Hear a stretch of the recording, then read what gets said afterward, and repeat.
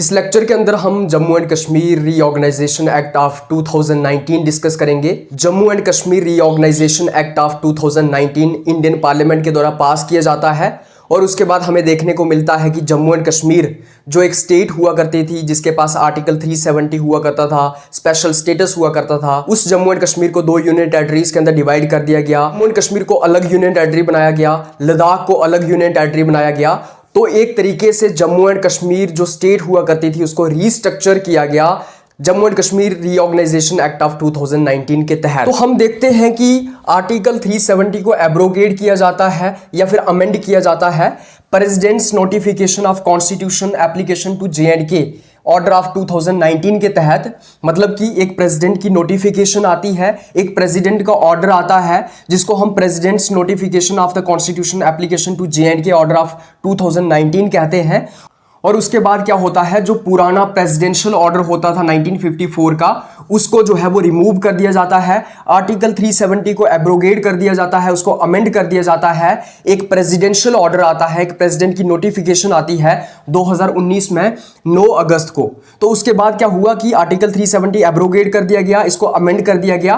तो हम देखते हैं कि ये जो Jammu and Kashmir reorganisation act है 2019 का, ये इंडियन पार्लियामेंट के द्वारा पास किया गया था ताकि जम्मू एंड कश्मीर जो स्टेट हुआ करती थी उसको रीस्ट्रक्चर किया जाए।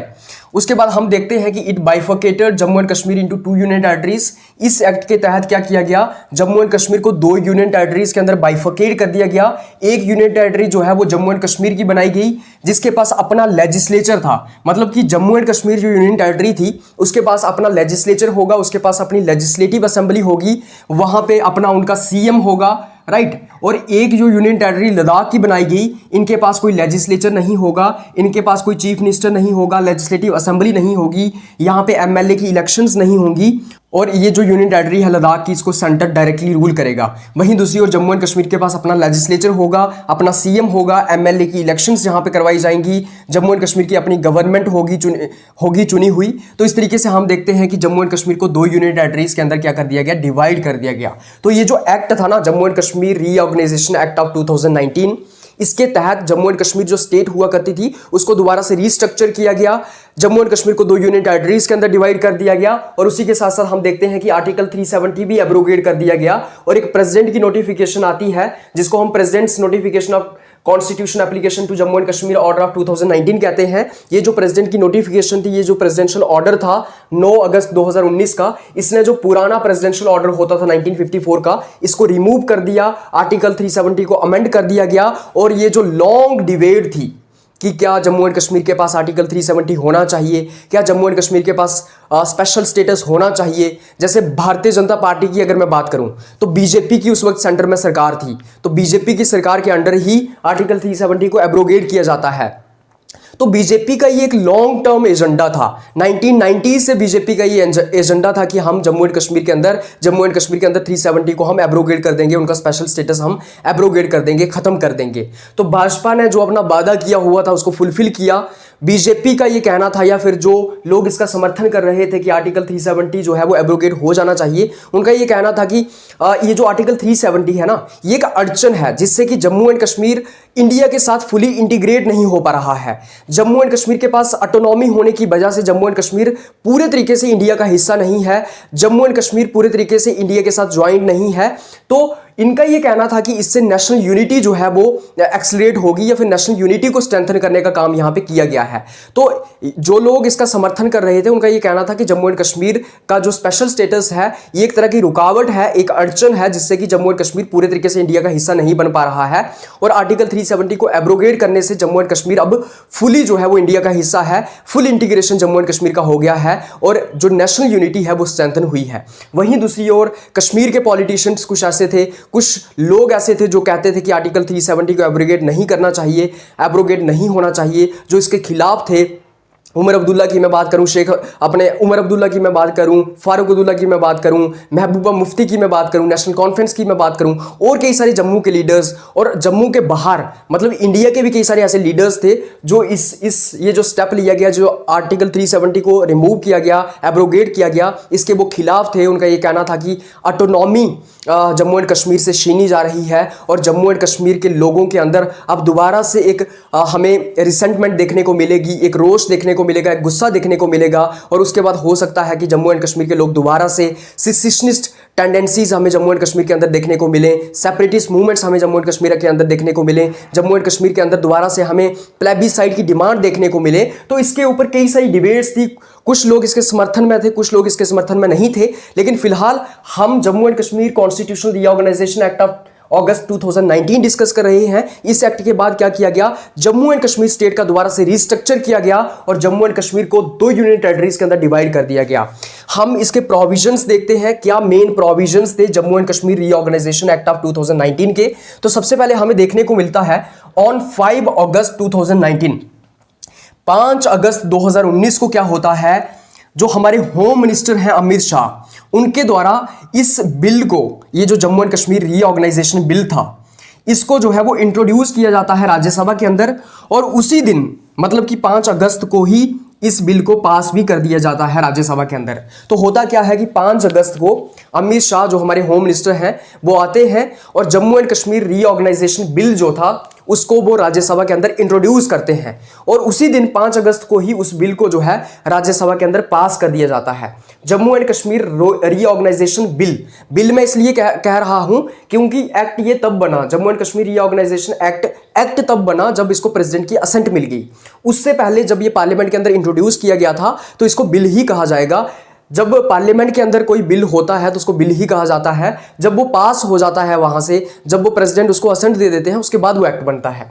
तो क्या होता है, 5 अगस्त 2019 को होम मिनिस्टर अमित शाह जो है इस बिल को इंट्रोड्यूस करते हैं राज्यसभा के अंदर, और उसी दिन राज्यसभा के अंदर इसको पास कर दिया जाता है। उसके बाद हम देखते हैं कि 6 अगस्त 2019 को ये जो बिल था इसको लोकसभा के अंदर इंट्रोड्यूस किया जाता है और लोकसभा के द्वारा भी इसको पास कर दिया जाता है। उसके बाद हम देखते हैं कि ये जो बिल था ये प्रेसिडेंट के पास जाता है और प्रेसिडेंट इस बिल के ऊपर अपनी असेंट दे देते हैं 9 अगस्त 2019 को। तो इस तरीके से हम देखते हैं कि 9 अगस्त 2019 को, 9 अगस्त 2019 को इस बिल के ऊपर असेंट भी मिल जाती है प्रेसिडेंट की। अब ये बिल जो था वो एक्ट बन जाता है। अब ये जो बिल हुआ करता था Jammu and Kashmir reorganisation bill, ये Jammu and Kashmir reorganisation act बन जाता है 2019 का। उसके बाद हम देखते हैं this act came into affect on 31 अक्टूबर 2019। अब ये जो एक्ट था ना, ये लागू कब हुआ, ये इफेक्ट में कब आया पूरे देश में या फिर जम्मू एंड कश्मीर में, तो ये आया 31 अक्टूबर 2019 को। अब 31 अक्टूबर 2019 को क्यों इसको इफेक्ट में लाया गया, उससे पहले क्यों नहीं, तो हम देखते हैं कि जो 31 अक्टूबर था ना, वो बर्थ एनिवर्सरी हुआ करती थी सरदार वल्लभ भाई पटेल की। 31 अक्टूबर को सरदार पटेल का जन्म हुआ था, इसलिए उनके जन्म दिवस के ऊपर जो है इसको क्या किया गया, इसको लागू किया गया, इसको इफेक्ट में लाया गया Jammu and Kashmir reorganisation act of 2019 को।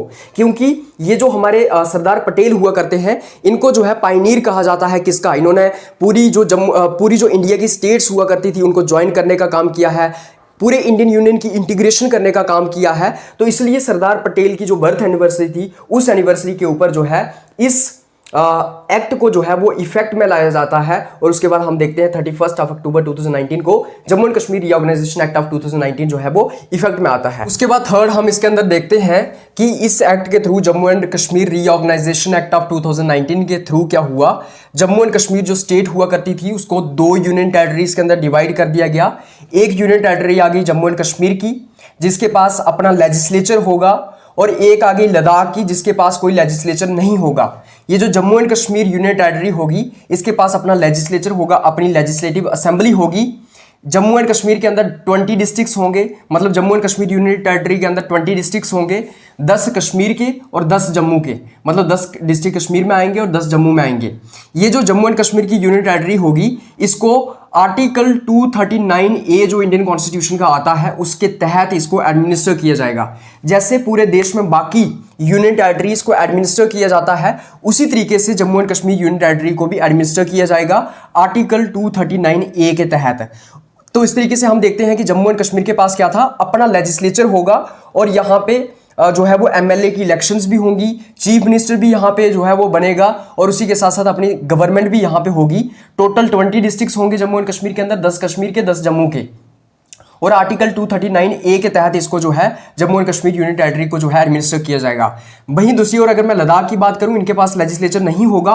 लद्दाख के अंदर 2 डिस्ट्रिक्ट्स होंगे, एक डिस्ट्रिक्ट आ गया लेह का और एक करगिल का। उसके बाद हम देखते हैं as per article 239 of Indian constitution, article 239 जो इंडियन कॉन्स्टिट्यूशन का आता है उसके तहत क्या होगा, लद्दाख यूनियन टेरिटरी को क्या किया जाएगा, एडमिनिस्टर किया जाएगा प्रेसिडेंट के द्वारा थ्रू एलजी। मतलब कि जो लद्दाख की यूनियन टेरिटरी है ना, उसको आर्टिकल 239 के तहत एडमिनिस्टर किया जाएगा।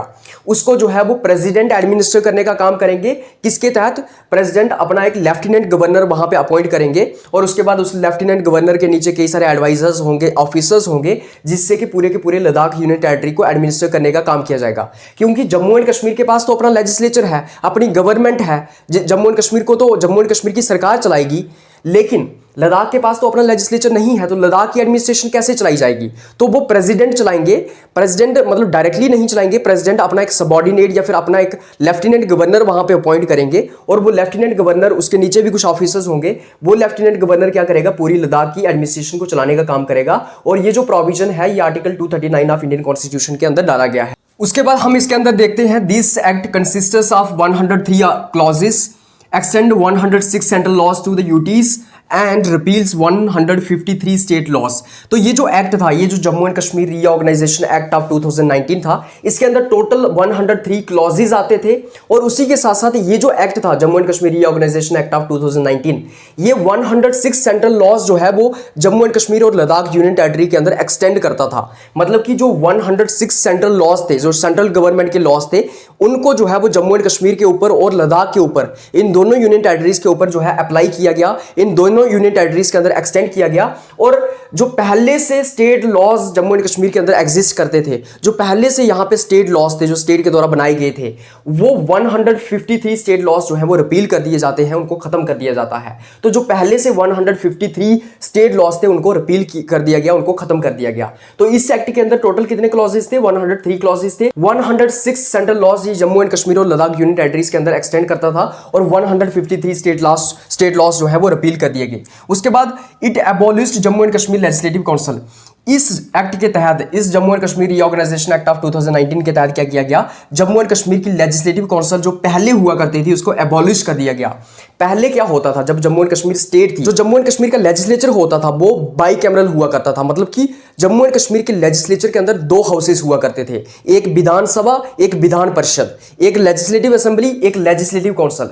लेकिन Jammu and Kashmir reorganisation act of 2019 के तहत क्या किया गया, जो जम्मू एंड कश्मीर का लेजिस्लेटिव काउंसिल होता था, जो दूसरा हाउस था, जो विधान परिषद था, उसको खत्म कर दिया गया। अब जम्मू एंड कश्मीर का लेजिस्लेचर जो है, Jammu and Kashmir union territory का लेजिस्लेचर जो है वो यूनिकैमरल होगा। मतलब कि अभी जम्मू एंड कश्मीर के अंदर एक ही हाउस होगा। लेजिस्लेटिव काउंसिल का प्रोविजन यहां पे खत्म कर दिया गया, दूसरा हाउस यहां पे एबॉलिश कर दिया गया। उसके बाद हम देखते हैं कि लोकसभा के अंदर जम्मू एंड कश्मीर को 5 सीट्स दी गई। मतलब कि जम्मू एंड कश्मीर से लोकसभा के अंदर 5 लोग चुन के जाएंगे, लोकसभा के अंदर 5 एमपी चुन के जाएंगे जम्मू एंड कश्मीर से, और लद्दाख से जो है वो 1 एमपी चुन के जाएगा। तो जम्मू एंड कश्मीर को 5 सीटें दी गई लोकसभा के अंदर और लद्दाख को 1 सीट दी गई लोकसभा के अंदर। जम्मू एंड कश्मीर से 5 लोग चुन के जाएंगे लोकसभा के अंदर और लद्दाख से 1 बंदा चुन के जाएगा किसके अंदर, लोकसभा के अंदर। वहीं दूसरी ओर राज्यसभा के अंदर जम्मू एंड कश्मीर से 4 लोग जाएंगे। मतलब कि 4 सीट्स जो है वो जम्मू एंड कश्मीर को जो है वो राज्यसभा के अंदर दी गई और लद्दाख को जो है वो 1 भी सीट नहीं दी गई। तो इस तरीके से हम देखते हैं कि राज्यसभा के अंदर जो है वो जम्मू एंड कश्मीर की 4 सीट्स हैं, वेयर एज लद्दाख की 1 भी सीट नहीं है।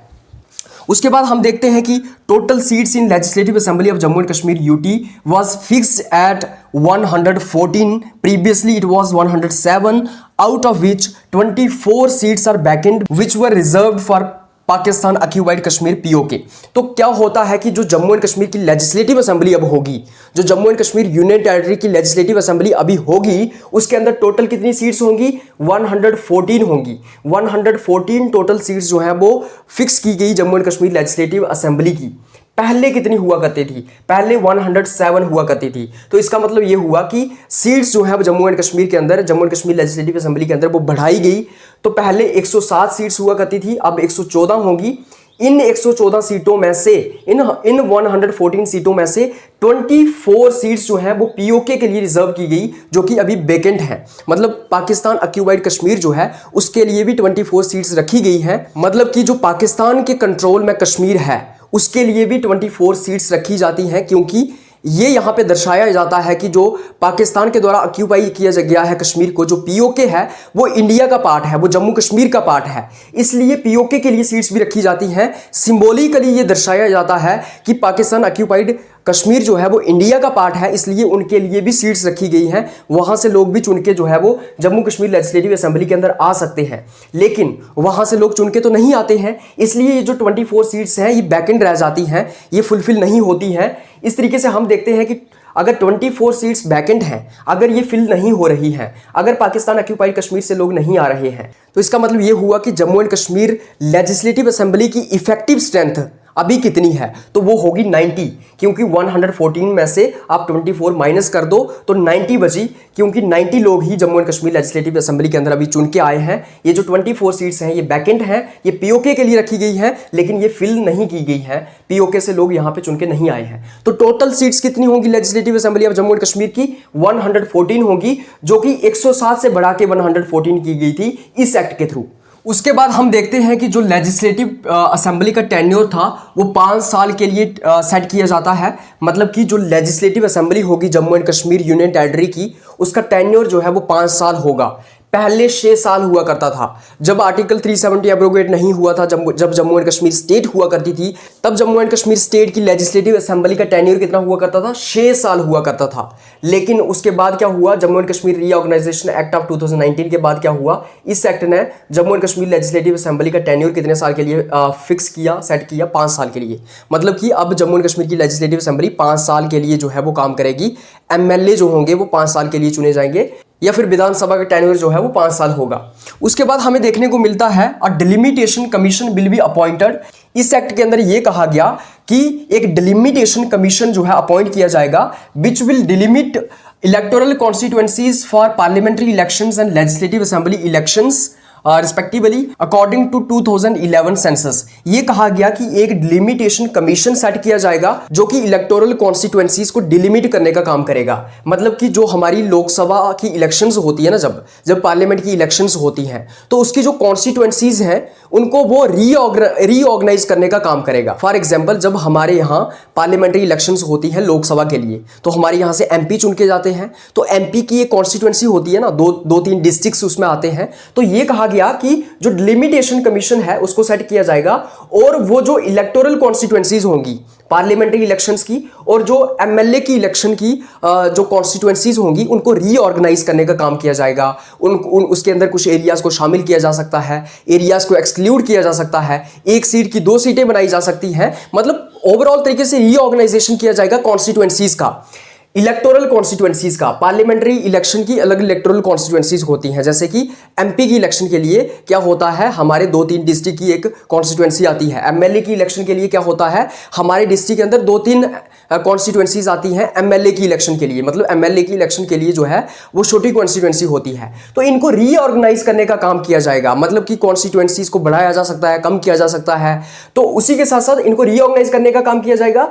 किसके अकॉर्डिंग? 2011 के सेंसस के अकॉर्डिंग। मतलब कि 2011 में जो सेंसस हुआ है उसके अकॉर्डिंगली जो है वो डिलिमिटेशन कमीशन क्या करेगा? रीऑर्गेनाइज करेगा जो हमारी इलेक्टोरल कॉन्स्टिट्यूएंसीज हैं पार्लियामेंट्री इलेक्शन की और लेजिस्लेटिव असेंबली इलेक्शन की जम्मू एंड कश्मीर के अंदर। उसके बाद कुछ सीट्स जो हैं वो एससीज और एसटीज के लिए रिजर्व की जाएंगी in proportion to their population. मतलब कि लेजिस्लेटिव असेंबली होगी जो जम्मू एंड कश्मीर की, उसके अंदर क्या किया जाएगा? एससीज और एसटीज के लिए क्या किया जाएगा? सीट्स को रिजर्व किया जाएगा उनकी पॉपुलेशन के प्रोपोर्शन में। अगर उनकी पॉपुलेशन जम्मू एंड कश्मीर के अंदर 10% है तो 10% सीट्स जो है वो एससीज के लिए रिजर्व कर दी जाएंगी। कहां पे? लेजिस्लेटिव असेंबली के अंदर। इसी तरीके से अगर एसटीज की पॉपुलेशन 5% है, एग्जांपल दे रहा हूं, तो 5% सीट्स जो है वो एसटीज के लिए क्या कर दी जाएंगी, रिजर्व कर दी जाएंगी legislative assembly of Jammu and Kashmir के अंदर। उसी के साथ साथ ये कहा कि जो लेफ्टिनेंट गवर्नर होगा वो 2 महिलाओं को भी अपॉइंट कर सकता है किसके अंदर, लेजिस्लेटिव असेंबली के अंदर।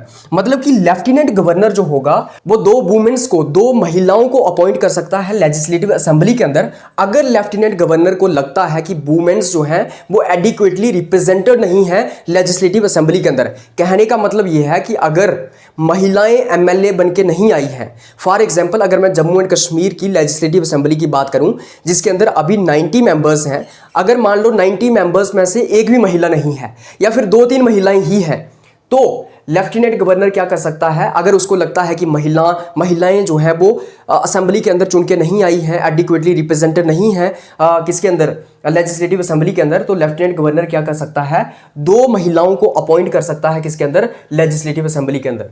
उसके बाद ये कहा गया कि स्टेट पब्लिक सर्विस कमीशन होगा जम्मू एंड कश्मीर के लिए, मतलब जम्मू एंड कश्मीर का अपना स्टेट पब्लिक सर्विस कमीशन होगा जो जम्मू एंड कश्मीर के लिए काम करेगा। मतलब कि जम्मू एंड कश्मीर के अंदर कई सारी पोस्टों को जो है वो रिक्रूट करने का काम करेगा, जम्मू एंड कश्मीर की एडमिनिस्ट्रेशन को चलाने के लिए कई सारे एग्जाम्स कंडक्ट करवाए जाएंगे। तो जम्मू एंड कश्मीर का अपना स्टेट पब्लिक सर्विस कमीशन होगा, लेकिन लद्दाख का अपना पब्लिक सर्विस कमीशन नहीं होगा। मतलब लद्दाख का अपना यूटी का पब्लिक सर्विस कमीशन नहीं होगा।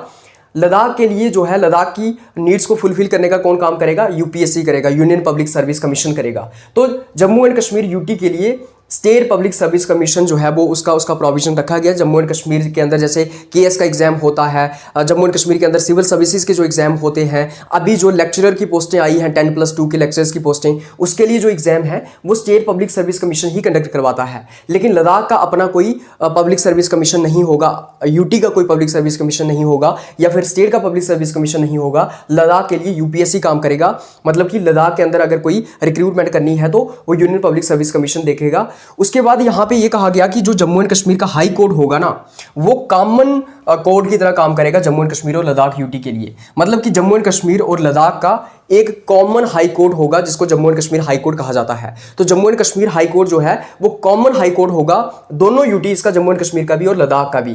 तो जम्मू एंड कश्मीर का हाई कोर्ट जो है वो किस तरीके से फंक्शन करेगा, वो कॉमन हाई कोर्ट की तरह फंक्शन करेगा जम्मू एंड कश्मीर और लद्दाख के लिए। तो इस तरीके से ये अलग अलग प्रोविजंस थे Jammu and Kashmir reorganisation act of 2019 के अंदर। इस तरीके से हम देखते हैं कि Jammu and Kashmir reorganisation act of 2019 लाया जाता है। उसके बाद जम्मू एंड कश्मीर जो स्टेट हुआ करती थी उसको पूरे तरीके से रीऑर्गेनाइज किया जाता है, उसको 2 यूनियन टेरिटरीज के अंदर डिवाइड कर दिया जाता है, उसका जो सारा का सारा स्ट्रक्चर था उसको चेंज कर दिया जाता है। तो Jammu and Kashmir reorganisation act क्यों लाया गया था, इसलिए लाया गया था क्योंकि जम्मू एंड कश्मीर तो बदल गया था पूरा। जम्मू एंड कश्मीर को पूरे तरीके से बदलना था, रीऑर्गेनाइज करना था उसको। पहले वहां पे स्पेशल स्टेटस होता था, पहले वहां पे लेजिस्लेटिव असेंबली 6 साल की होती थी, पहले वहां पे उनके पास आर्टिकल 370 होता था, पहले वहां पे आर्टिकल 35A होता था, स्पेशल राइट्स होते थे, लेजिस्लेटिव असेंबली पावरफुल हुआ करती थी, जम्मू एंड कश्मीर स्टेट हुआ करती थी। लेकिन उसको दोबारा से रीऑर्गेनाइज करने का काम किया गया और जम्मू एंड कश्मीर को जब यूनियन टेरिटरीज के अंदर कन्वर्ट कर दिया गया, जब जम्मू एंड कश्मीर को 2 यूनियन टेरिटरीज के अंदर बाइफर्केट कर दिया गया, तो उस वक्त क्या करना था, उस वक्त जम्मू एंड कश्मीर को रीऑर्गेनाइज करना था पूरे तरीके से, प्रॉपर तरीके से ये बताना था कि कैसे क्या होगा, लेफ्टिनेंट गवर्नर की पावर्स क्या होंगी, उसके बाद जम्मू एंड कश्मीर की लेजिस्लेटिव असेंबली का कंपोजिशन क्या होगा। तो इस तरीके से पूरा रीऑर्गेनाइजेशन किया गया जम्मू एंड कश्मीर स्टेट का। इस तरीके से क्या हुआ, जम्मू एंड कश्मीर जो स्टेट हुआ करती थी, जिसके पास स्पेशल स्टेटस हुआ करता था, जम्मू एंड कश्मीर की लेजिस्लेटिव असेंबली जो काफी पावरफुल हुआ करती थी, उस जम्मू एंड कश्मीर स्टेट को जो है 2 यूनियन टेरिटरीज के अंदर डिवाइड कर दिया गया। और उसके बाद हमें देखने को मिलता है कि ये जो फैसला आया, ये जो 5 अगस्त 2019 का फैसला आया, ये जो प्रेसिडेंशियल ऑर्डर आया 9 अगस्त 2019 को, और उसके बाद जिस तरीके से जम्मू एंड कश्मीर का special status Jammu and Kashmir से छीन लिया गया, उसके बाद जम्मू एंड कश्मीर के अंदर वाइड स्प्रेड प्रोटेस्ट हमें देखने को मिला कि कई सारे प्रोटेस्ट होने लगे। उसके बाद जम्मू एंड कश्मीर के कई सारे लीडर्स को, उमर अब्दुल्ला को, फारूक अब्दुल्ला को, उसी के साथ साथ महबूबा मुफ्ती को और कई सारे लीडर्स को हाउस अरेस्ट कर दिया गया। इंटरनेट सर्विसेज यहां पे शट डाउन कर दी गई, कम्युनिकेशन सर्विसेज यहां पे शट डाउन कर दी गई। उसके बाद हम देखते हैं कि जम्मू एंड कश्मीर से कई सारे लोग एक्टिविस्ट, जैसे शाला रशीद की अगर मैं बात करूं, शाह फैसल की मैं बात करूं, कई सारे लीडर्स जो थे उन्होंने कई सारी पैटिशंस हाई कोर्ट के अंदर, सुप्रीम सुप्रीम कोर्ट के अंदर डाली। उन्होंने कहा कि जो आर्टिकल 370 को एब्रोगेट किया गया था ये अनकॉन्स्टिट्यूशनल था, ये प्रॉपर कॉन्स्टिट्यूशनल तरीके से नहीं किया गया है, जम्मू एंड कश्मीर की लेजिस्लेटिव असेंबली से कंसेंट नहीं ली गई है, ये जो किया गया है ये इमोरल है, अनएथिकल है, अनकॉन्स्टिट्यूशनल है। और उसके बाद कई सारी पेटिशंस जो हैं वो सुप्रीम कोर्ट के अंदर, हाई कोर्ट के अंदर डाली जाती हैं कि ये जो ऑर्डर, ये जो फैसला सेंट्रल गवर्नमेंट ने लिया है इसको दोबारा से रिवर्स किया जाए, दोबारा से जम्मू और कश्मीर को स्पेशल स्टेटस दिया जाए। उसके बाद हम देखते हैं कि क्या होता है। 11 दिसंबर 2023 को क्या होता है, सुप्रीम कोर्ट एक ऑर्डर देता है, अपना फैसला देता है। सुप्रीम कोर्ट की 5 जज बेंच जो थी, 5 जजों की बेंच जो थी वो 11 दिसंबर 2023 को ये फैसला देती है कि जो जम्मू एंड कश्मीर का आर्टिकल 370 एब्रोगेट किया गया है या अमेंड किया गया है, जो जम्मू एंड कश्मीर का स्पेशल स्टेटस एब्रोगेट किया गया है वो कॉन्स्टिट्यूशनली वैलिड है। ये जो डिसीजन लिया गया था सेंट्रल गवर्नमेंट के द्वारा, ये जो Jammu and Kashmir reorganisation act था 2019 का, इसको कॉन्स्टिट्यूशनली वैलिड माना गया, इसकी कॉन्स्टिट्यूशनलिटी को अपहेल्ड किया गया। लेकिन सुप्रीम कोर्ट ने उसी के साथ साथ ये भी कहा कि जम्मू एंड कश्मीर का स्टेटहुड जल्दी से जल्दी रिस्टोर करना चाहिए और उसी के साथ साथ जम्मू एंड कश्मीर के अंदर जल्द से जल्द जो है वो इलेक्शंस कंडक्ट करवाई जानी चाहिए। इस तरीके से सुप्रीम कोर्ट के अंदर जितनी भी पेटिशंस डाली गई थी उनको क्वैश कर दिया जाता है। सुप्रीम कोर्ट की 5 जजों की बेंच ये फैसला देती है 11 दिसंबर 2023 को कि जो सेंट्रल गवर्नमेंट ने डिसीजन लिया है, जो ये Jammu and Kashmir reorganisation act है 2019 का, ये कॉन्स्टिट्यूशनली वैलिड है। जो जम्मू एंड कश्मीर का स्पेशल स्टेटस एब्रोगेट किया गया है वो भी कॉन्स्टिट्यूशनली वैलिड है। तो इस तरीके से सुप्रीम कोर्ट ने भी अपना डिसीजन यहाँ पे सुना दिया। उसी के साथ साथ हम देखते हैं कि सितंबर अक्टूबर 2024 में क्या हुआ। जम्मू एंड कश्मीर के अंदर अब इलेक्शंस कंडक्ट करवाई जाती हैं लेजिस्लेटिव असेंबली की। एक अरसे के बाद 2019 के बाद जम्मू एंड कश्मीर के अंदर पहली बार सितंबर अक्टूबर 2024 को इलेक्शंस करवाई जाती हैं और उसके बाद हमें देखने को मिलता है कि जो नेशनल कॉन्फ्रेंस थी उसकी सबसे ज़्यादा सीट्स आती हैं और जो इंडिया अलायंस था, कांग्रेस, नेशनल कॉन्फ्रेंस, ये सारे मिलके आपस में एक सरकार बनाते हैं। और इस वक्त जो है वो उमर अब्दुल्ला जम्मू एंड कश्मीर जो यूनियन टेरिटरी है उसके चीफ मिनिस्टर हैं। और उसी के साथ साथ हम देखते हैं कि चाइना ने, पाकिस्तान ने इस एक्ट को कंडेम किया। मतलब कि ये जो Jammu and Kashmir reorganisation act pass किया गया था और जिस तरीके से जम्मू एंड कश्मीर का स्पेशल स्टेटस एब्रोगेट किया गया था उसको चाइना और पाकिस्तान ने भी कंडेम किया, इसकी निंदा की। तो इस तरीके से हम देखते हैं कि ये स्टोरी थी जम्मू एंड कश्मीर के स्पेशल स्टेटस को लेके और इस तरीके से हमने Jammu and Kashmir constitutional reorganisation act of August 2019 यहाँ पे डिस्कस किया है, यहाँ पे कंप्लीट कर लिया है। अगर आपको इस लेक्चर का पीडीएफ चाहिए तो आप इस वीडियो की डिस्क्रिप्शन में जा सकते हैं, वहाँ पे टेलीग्राम चैनल का लिंक दिया होगा, वहाँ से आप टेलीग्राम चैनल ज्वाइन कर सकते हैं, आपको पीडीएफ मिल जाएगा। आप सब लोगों का बहुत बहुत धन्यवाद।